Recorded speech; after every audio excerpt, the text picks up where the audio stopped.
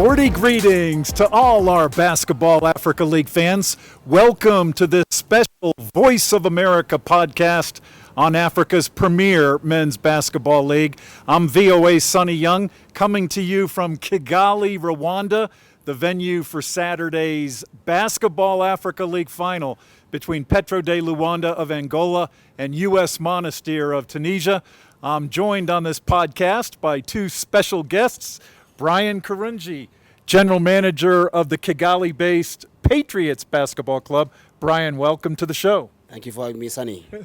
And on my immediate left is Rotimi Akindele, a Nigerian sportscaster. Rotimi, welcome. Thank you, Sonny. We'll give Brian the first shot. Brian, last year the Patriots qualified for the inaugural season of the Basketball Africa League. This time around, you're kind of watching the action from afar, but what are your general thoughts on season 2 of the Basketball Africa League? I think the second season is definitely a lot better than the first one. The reason being that it was a first time for everybody. We are learning, we've professionalized our clubs. We getting better quality players. The organizers, whether the hosts or those that are organizing the clubs, are getting better. So I think season 2 has seen a lot more talent, a lot more, I don't know if I can call it a better version of what we had last year. And I think I look forward to a better season 3, where I think Petro will be playing. Rotimi, in season 1, we basically had a compressed 2-week schedule right here in Kigali. This time around, they changed the format. They started out in Dakar, Senegal. Then they moved, they being the ball organizers, to Cairo, Egypt. And now we're back here again in Kigali. What's your sense on the new format? It's pretty good. So it looks like, for the records, we will be in Kigali for the next 3 seasons, for the finals at least. And then the fact that part of the dream or part of the plan was to move the games around Africa. Last year we couldn't do it, like you mentioned. We had a bubble kind of event last year. So this year there's been more opening, there's been more exposure. Went to Dakar first, like you mentioned, at the beautiful Dakar Arena, and of course the one in Cairo as well.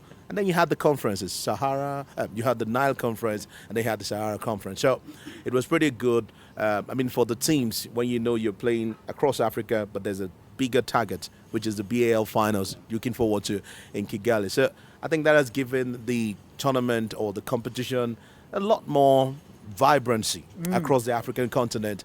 And just like Brian mentioned, season 2 is definitely better than what we saw in the first season.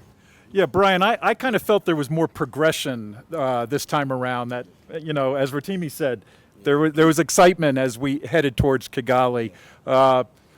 Your thoughts on Kigali as a host?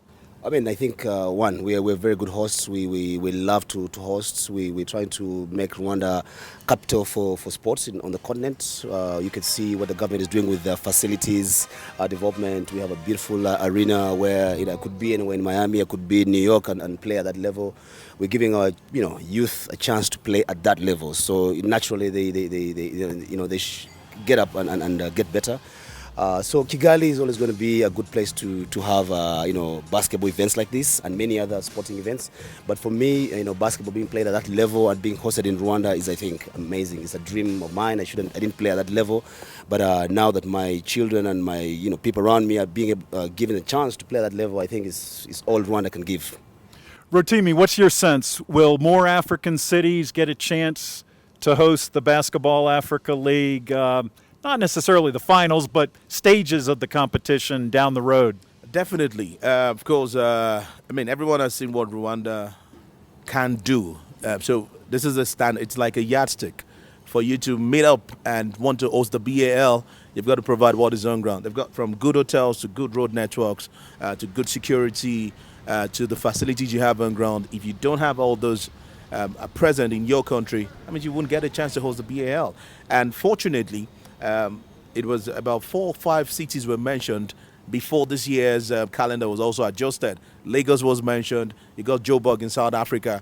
You've got You've got Rwanda, you've got Dakar, you've got Cairo. There's a big arena in Morocco as well, who was touted, to be part of this one. The Tunisians are also looking forward, to hosting the BL. So I think at some point, maybe after the 3-year deal elapses for the finals, we'll get a lot more cities wanting to bump in and host. But in terms of road to BAL, of course, more cities would definitely go around and jump in on hosting this one. So it's a win-win situation for the organizers, win-win situation for the African continent. But like I said, Rwanda has set a yardstick for every other African countries. If you want to host, then you got to beat us. Brian, that yardstick that Rotimi just mentioned, what are some of the new elements that FIBA and the NBA have brought to the Basketball Africa League in Season 2?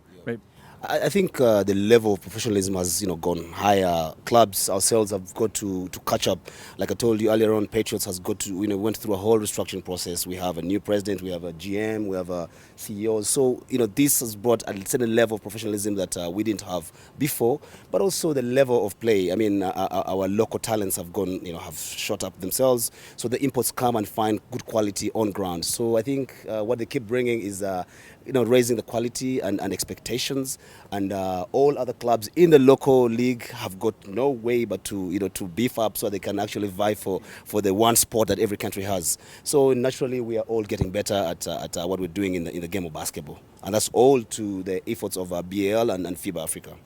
Just to add to what Brian said, so you look at some of these countries, for instance, the red team had to go to Turkey to qualify to prepare. To play in the BAL. I mean, it's not maybe what we were used to back then. FIBA Africa Club Championships and all. You want to win, but this time around, just because you know the level that you're coming to compete in, you've got to also match up, and that's why we see teams fighting, jostling for that one sport. Like I mentioned off the air, Zamalek are pretty pained now because they wouldn't be in the third season, just because they couldn't win their championship, and so Zamalek won't be here next season, and all of that. So you've got Nigerians, for instance, the River Supers were here last year. Mm-hmm. They couldn't come here. Some of the players are still buzzing and like, we are sad that we can. So it's that sort of competition that every country wants to be a part of, just because you've seen what they can deliver. Rotimi Akindele is a Nigerian sportscaster, and I'm joined by Brian Kirungi, General Manager of Rwanda's Patriots basketball club. Brian, this year we had 12 teams in the Basketball Africa League Season 2. Looking down the road, say 2 or 3 years, do you see this becoming maybe a continent-wide competition? How many teams do you think can participate in the Basketball Africa League? I think in my view, we should have more teams, probably up to about 20 teams. But what I would love to see more is actually getting into franchise sort of business where I don't have to play this year and I don't play next year, because people put in a lot of resources to get ready for the seasons. So the only way the resources can be maximized is if I know I'm going to stay in this league for a very long time. So if we can get like maybe 20 strong franchises from different countries, that would probably be a good way to ensure that we keep actually building on what we did the previous seasons. So as it is now, when a team drops off, you sort of lose the momentum. By the time you re-gear to actually come and play again in the third season, so I'd love to see, a lot more teams, but I also see strong franchises being formed as a result of what BL is trying to achieve on the continent. At the opening news conference, Rotimi, for this phase of the Basketball Africa League, Rwanda's female sports minister made some comments. The Basketball Africa League, very committed to gender equity. What are your thoughts on seeing female referees out on the court during these Basketball Africa League games, as well as coaches like Liz Mills for AS Saleh? Oh, brilliant stuff. Brilliant move by everyone involved. I spoke with the FIBA president just some days ago, and one of the things he said was the partnership has come to help us develop the game. So not just the players or just building facilities, even the coaches, even the referees are all learning from whatever quality that we're experiencing now in the BL. So I'm pretty excited. It's not about, because it's an International Women's Day somewhere, you want female referees to be involved in the game. It's all about development, and there's a conscious effort, by the organizers, by FIBA, by NBA, by the BAL team, just to ensure that everybody develops across board. So it's not like the men are going first. There's that balance, and that's why we've seen women's referees, male referees, developing together and learning the basics of learning how to improve themselves. There was a coaching course just some 2 days ago. It's for everybody. It wasn't restricted to, if you're only FIBA qualified referees and all. It was open for everybody. So I think these are some of the developments we will get to see as the BAL competition progresses, on the continent. During the semifinals, there were some slack players sitting right next to me, and I didn't recognize them at first. But Mbaye, their point guard, was sitting there, and he was joking around with the mascot, Baba the mascot. Yes. And Mbaye, part of that Ball Elevate program, in which the Basketball Africa League assigned 12 NBA Academy players to each of the 12 ball teams. And what's your take, Brian, on that Ball Elevate program? I think we've seen it work in the US, where you get young guys coming out of college at 18, 17 or 19 getting into the NBA or going for the draft, and they actually do well. So what's happening here is these young people are given a chance to actually interact with the top talent, whether in the dinner tables, whether it's in their locker rooms, in their hotel rooms at night, just to appreciate what it means to be a professional at that level. Just leave alone what happens on the court, but even the off-court things, just hanging out with these guys, elevates your game or grows you as a man or as a sports person. So I think it's a great program, and we want to see a lot more of that. We hope that we can get a lot more young people actually playing at that level, because at the end of the day, it's really for the young people. It's really for them to try and test their skills in bigger leagues or in other markets, and still come back and really provide a good product for the African continent. So I really love the program, and I want to see a lot more of that. Rotimi, one of the Nigerian players who competed this season, Ike Diagu, or Ike, I guess is the way they pronounce it in Nigeria. It's Ike. But he got knocked out. His team got knocked out in the semifinals. Yeah. Do you see a player like him, ex-NBA player, teaching the younger players in the Basketball Africa League, that his NBA experience rubs off on a younger player? Definitely, and that's off the question you just asked. If you pick boys from the academic programs and then fix them into the 12 teams that qualified for the finals, don't forget about 30 teams started. Road to the BAL and all of that, and then the top 12 a year for the finals. You can bring in such mentors, to come talk to these young players and tell them what it takes to be a real professional. And from the testimonies we've been hearing from some of these developmental programs, all the players have been saying they don't just teach us how to play basketball, they teach us how to speak well publicly, public relations, how to compose yourself, how to comport yourself when you're out there, how to be true professionals, how to answer questions, talk to the media, how to relate. So there's a lot of positives you can get, and based on the relationships most of the players have with most of the sports administrators or sports stakeholders, it's easier to bring in such persons like Brian, such people like Ike Diogu, such people like Cleveland Thompson, such people like Carlos Morai from Petro, the Luanda, the old man from Tunisia, that's Slimani. Bring them, talk to them so they can tell you, I've got experience in Europe, I've got experience in the NBA, I've got experience on the African scene, and this is how I feel you can have a good life or lead a good life going forward. Rotimi mentioned Slimani, and he'll play in the ball final on Saturday, and on Wednesday, I think he was named most valuable player of that win. Your thoughts on Slimani, Brian, playing high-level basketball at the age of 41. Man, that's a real, a classic, if you will. I mean, he's a true professional. Every time he gets on the floor, things change. He got composure. Everybody looks at him. He's a natural leader. What you're seeing is somebody who's living by example. So he's a true icon of the African basketball game. And I think we want to see a lot more guys like that actually coming out to, if you will, empower and give leadership and mentorship to our, young people that we're trying to really groom for this. So I think he's done very well for the game and very well for for himself, and he's kept in good shape. And seeing him in another final 2 years in a row, he's just come off a final from his local league. I think he's a real winner. So I think he's going to be a good face for the game, and a good face for BL and FIBA Africa to actually always try and use him to emulate what a true sports personality is. Yeah. Another big man for Monastir, Rotimi, Majjak from Sudan. Very charismatic player with his hair. Some of the players still have hair, Rotimi, but he's an interesting guy. I mean, he's played all over the world. I think he played in Australia for a while, and he plays for Lebanon, and so he's played all over.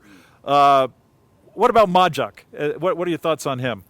First off, it's interesting that we all don't have hair, on this podcast. I don't know why. We didn't plan that. But, I mean, from Majjak, like you said, big player, South Sudanese. One of the things he said yesterday was, hey, I'm representing two countries. I'm playing for Tunisia. I'm representing South Sudan. But is that sort of beast you want to have in a team? I mean, I had to use that word. Is that kind of player that you can count on and bank on when everybody... when your shelves are going down, you need a player like Majjak to probably bring in some vibrancy into the team and tell you, hey guys, we're not there yet. We want to win this, and this is how we can push. So it goes up, help you with the offense. It goes back, help you with the defense. Does the big stealing for you. Helps you to create that transition play that could give you and then you get your threes in or you get your twos in. So it's an all-round basketball player that I feel every team now will probably want to have a Majjak and a Slimani, because Majjak brings the energy, Slimani brings the experience. Mm-hmm. If you're coming into the BAL, you don't have experience, you don't have the energy, then you're not going anywhere. Now, Brian, a player like Majjak, I think he had a tryout with the Lakers, or he played briefly with the Lakers. Do you see it is a new league, only in its second season. Do you see it becoming a quality Premier League in its own right, and that it won't be viewed as a stepping stone to the NBA? No, I think just in 2 seasons we already see that it has some form of its own. So I think the next 2-3 years we're going to see a better product, and definitely it will be on its own. It won't be a second-tier league to whether the American NBA and things like that. We hope not, and I don't think with the Africans that we have now, everybody behind this, the quality we're seeing, be it on and off the court, trying to create a good product will allow it to be second tier. So I think we're going to see a very, very good product in the next few years, and that's the ambition.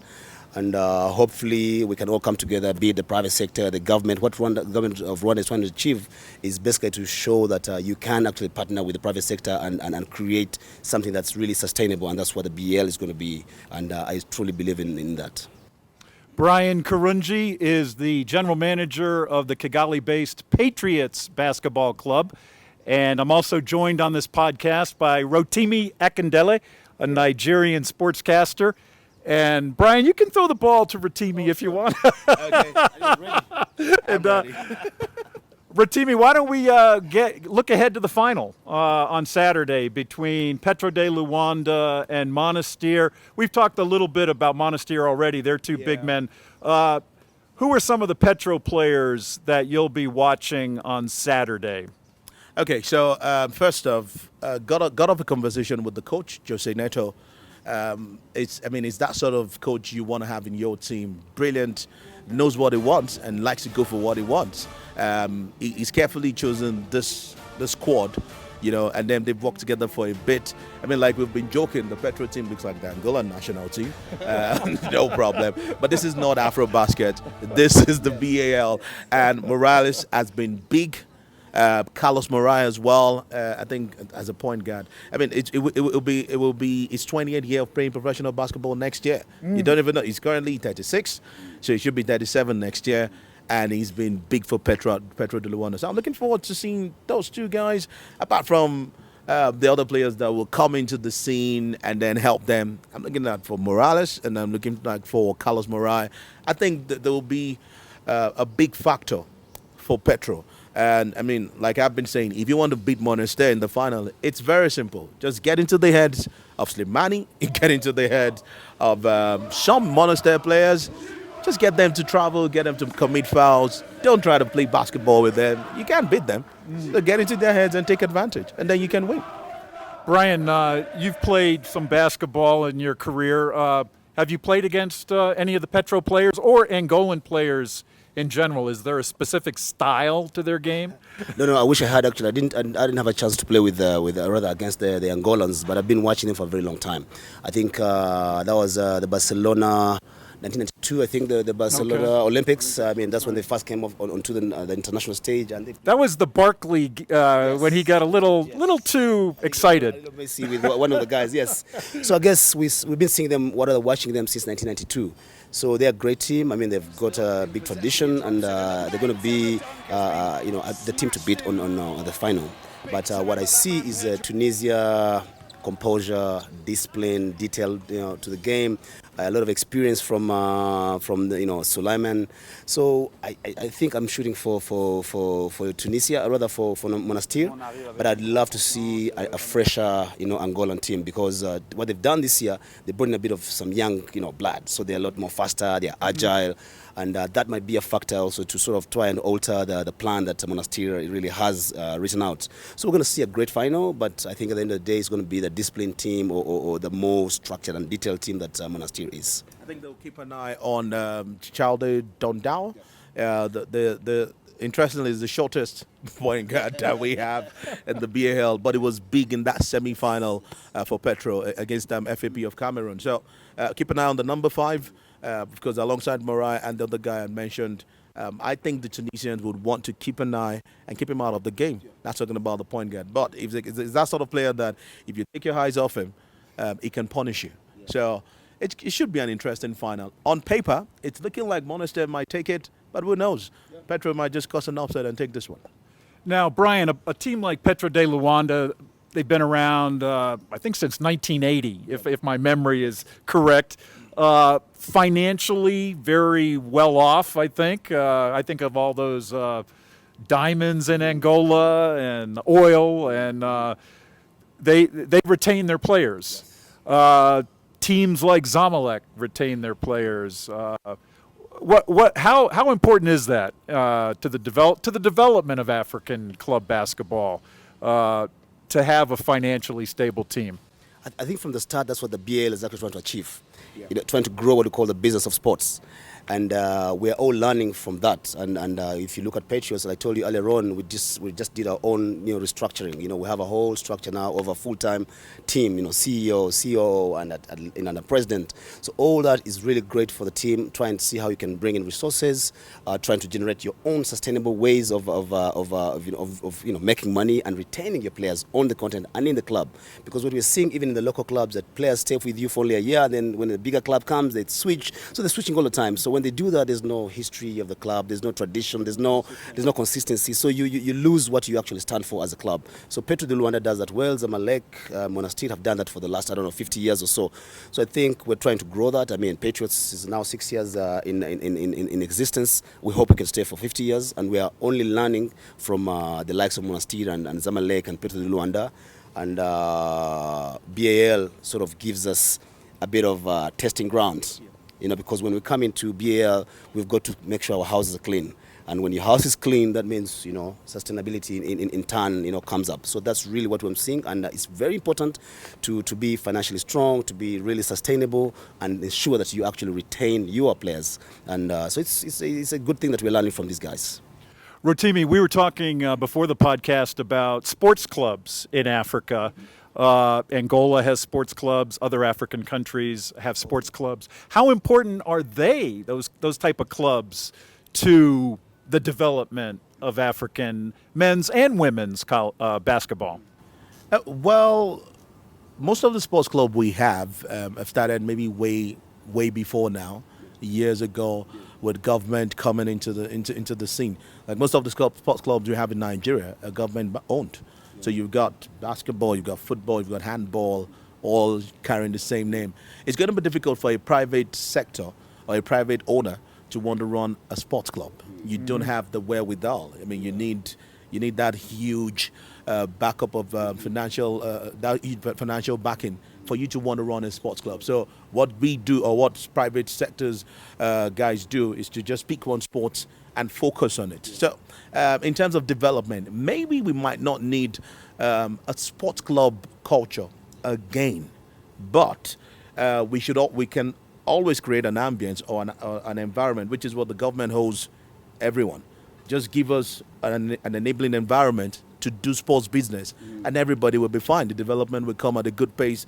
The business side of it will be very, very good, will be profitable, will be rewarding. No player, an average African wants to run out and play foreign sports, just because there's the mindset, or there's the notion that nothing comes good from here.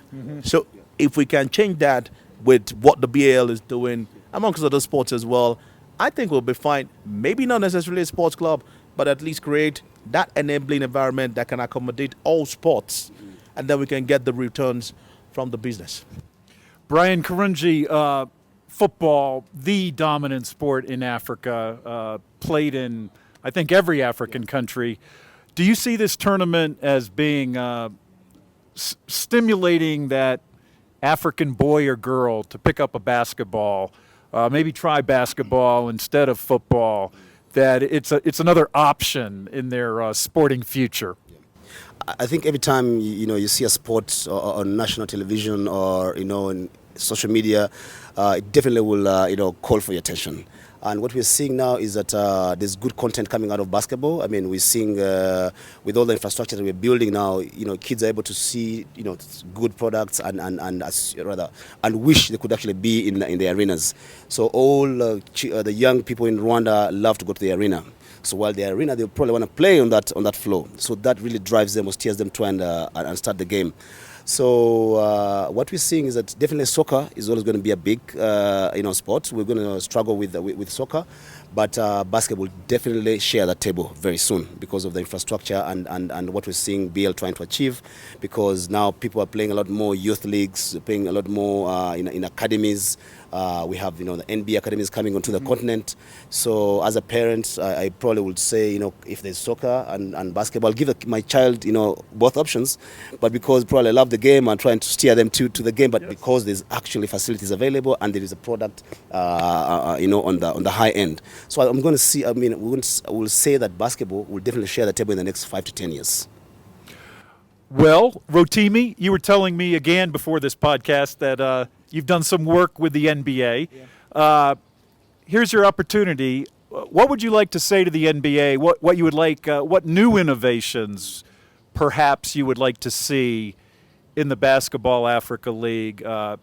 If not season 3, down the road, season 4, season 5. Anything in particular that you think they could help with in this new league? All right, so first off, we talked about gender balancing earlier. We need to see the female version of the BAL. I threw that question to the BAL president, and it was like, Jimmy, we're working on that. We need to see that happen as early as possible so that they don't feel neglected. That, okay, you've been doing it just for the guys. So I feel if we want to grow that product pretty fast, we need to involve the women's team. And I'm looking forward to having a BAL same standard, same quality with the female teams playing. It's going to challenge all the club sides.